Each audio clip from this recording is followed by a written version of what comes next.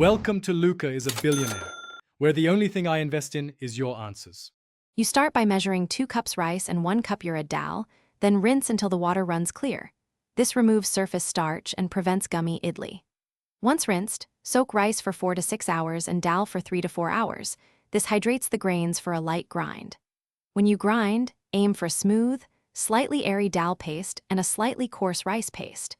Combine them with about 1/2 teaspoons salt and mix thoroughly to encourage even fermentation.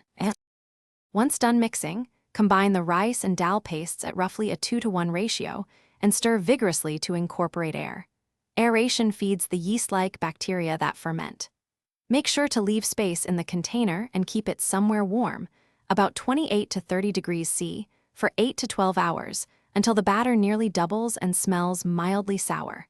If the batter looks too thick for pouring into idli molds, add 2 to 3 tablespoons lukewarm water to loosen it, then stir. You steam the idlis to set their airy structure. First, grease the idli plates lightly and pour batter only 3/4 up each cavity so it can expand.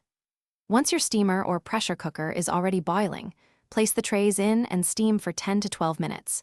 Do not open early, then cool for about 2 minutes before unmolding to avoid tearing.